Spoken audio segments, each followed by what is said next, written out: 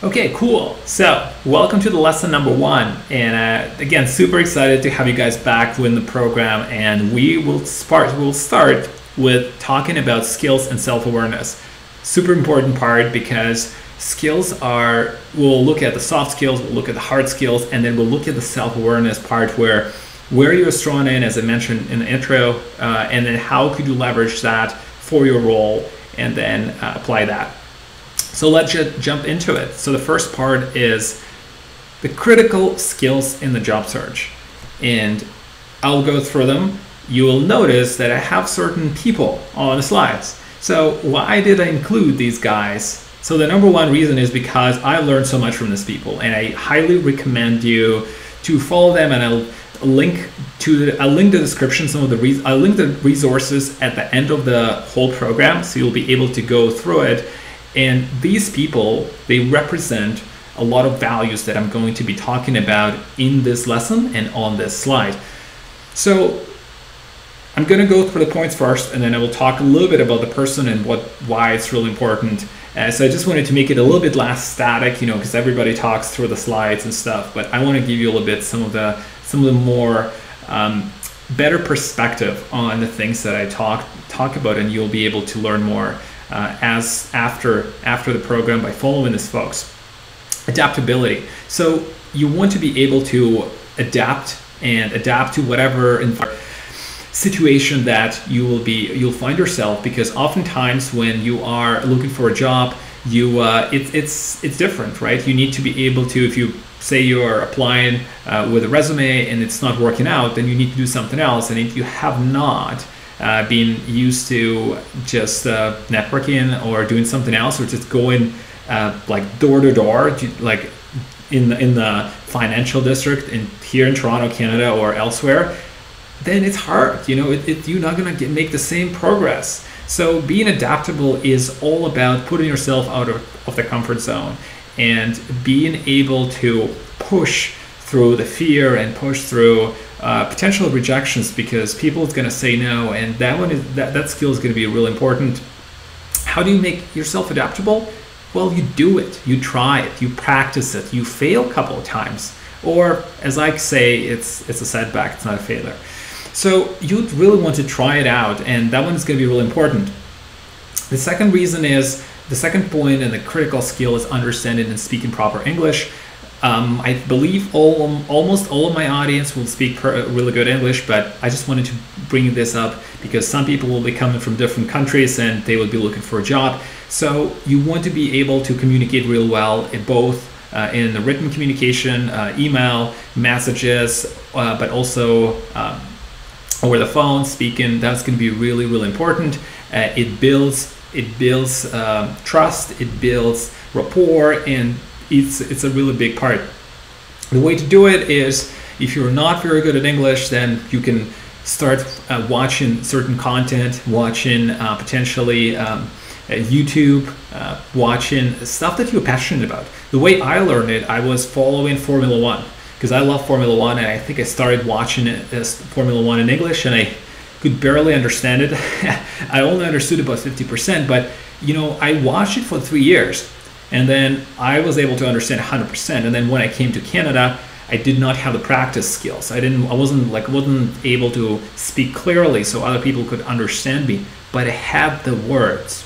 So you will have the words by just watching it, and you'll hear the right tonality, the right inflections for the words. So practice that online, and you could always, if you want to learn English, just go on meetup.com, and you could find a bunch of meetups for people who are trying to learn the language. You'll be able to network and learn the language with other people, which will be beneficial. So the soft skills are super important, and they are not only important to find the job, but they're also important to succeed at the job and have the satisfaction of contributing, satisfaction of providing results.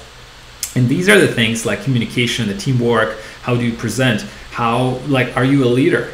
Can you lead other people? And how do you resolve the conflicts with your boss, maybe with your team, with coworker, with whoever, right? So soft skills are really critical, and I've learned about it later on in the job. I don't think I had really good leadership skills or maybe conflict management wasn't that great.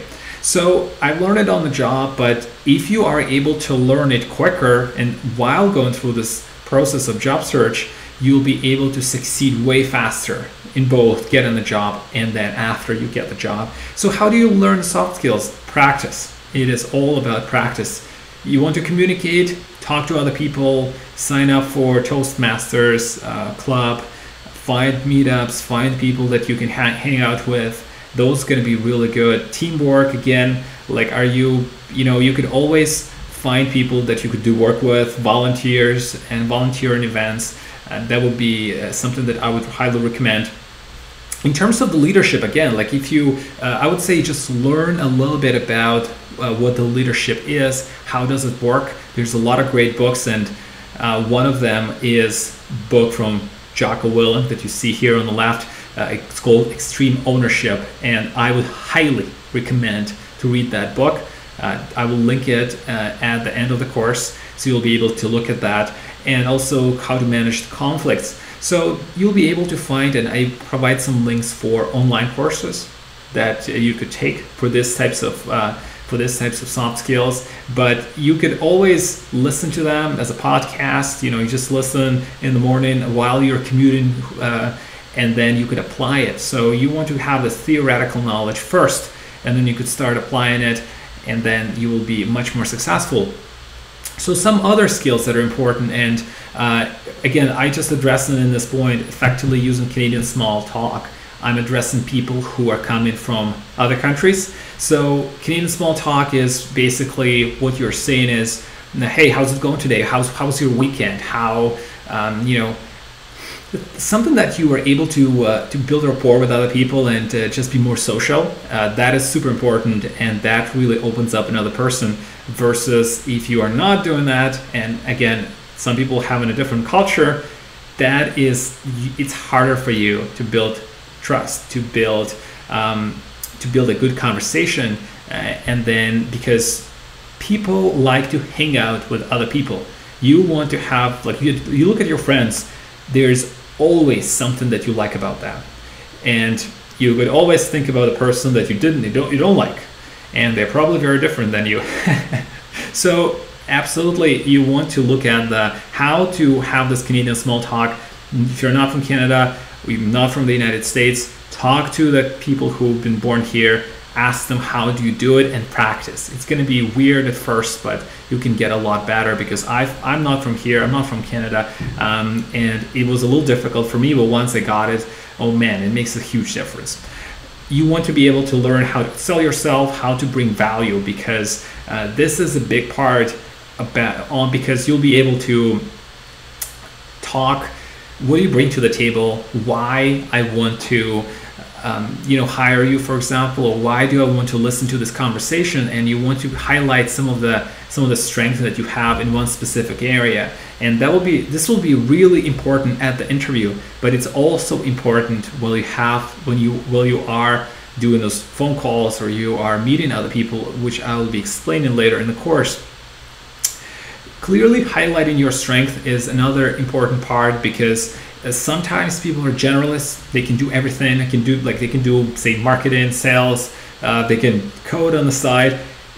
In Canada specifically, people value the speciality, right? They value something that are you good in this specific area? Are you good in SEO, or are you good at content marketing, or are you good at, say, B2B sales? Well, that is a lot more valuable. So because you have to spend more time on that, you have a better experience. So you could always position your experience to the way where it speaks directly to one thing, right? It has to be one thing, not 20. And I've seen examples. I was talking to just helping somebody coming from another country actually, and she was looking for a junior developer, web developer role, and then she had on her resume, I think it was Photoshop, it was photography skills. Photography skills for a web developer, I mean, that's great, but is it relevant? No, it is not. It will be relevant if you are applying for companies like Flickr or 500px, the companies that actually do, like really very related to, they post pictures and they're related to that. If they're not, then it's very likely you shouldn't really put it this, because the employer will think, well, why are you putting the Photoshop or photography if you are applying for a developer? So it means that you're not sure what you want. That means it's a risk for them to hire you. Why would they do that? You might as well in a month say, okay, I just want to do photography. So really important again to highlight that. And another one is art of reframing your experience and skills. You want to be able to when you have experience in, say, an accountant, right? But you are trying to go into product management. How do you reframe that and reposition that? That is really important, because a lot of people think, oh, I'm not qualified. But if you just reposition it in a way that speaks to what that job looks like, your dream job, you have a much better chance. So let me give you an example. So I was in industry marketing, which means that I was running marketing campaigns. And I want to get into product management. So how do I do that? Well, turns out that in marketing I was managing content, right? So I was managing white papers, managing webinars, so creating this whole plan and then pushing it out. Well, that is a product. So I was managing the product, which is the product was the content. So if you explain it this way, for example, you're saying, oh, I created this whole content plan. I went through the ideation process. I came up with a prototype, with like a website, like a webinar prototype or an example of a webinar, that like a format. And then I vetted it through different teams. And I've talked to customers, just seeing what are some of the customer pain points. Well, guess what? This is product management. So you have a much better chance. Or if you're an accountant and process for accountant at your work, well, that is also product management. Or it could be shown that you have initiative and you could be a developer. So it just all depends on how do you reposition yourself. And the last part, and it is super important, there's going to be a lot of people, they will say, oh, you can't do that. Oh, no, it cannot be done. Oh, I don't think so. And there's a lot of people who are not successful, and they always want to bring other people who want to be better and they're putting more effort. You want to bring them to their level. They want to bring them down. And I've seen it so many times. People are saying, no, you can't do that. You can't do that. No, there's standard, or we don't do it this way. So it's really important to guard your mind, right? You want to guard your mind and not allow other people to enter your mind and then tell you all this stuff, because that will really be important. So you don't want to get off track. And lastly, you can see a picture of John Barrows. John Barrows is one of the best sales trainers. He's a sales trainer for Salesforce, for LinkedIn, for Microsoft.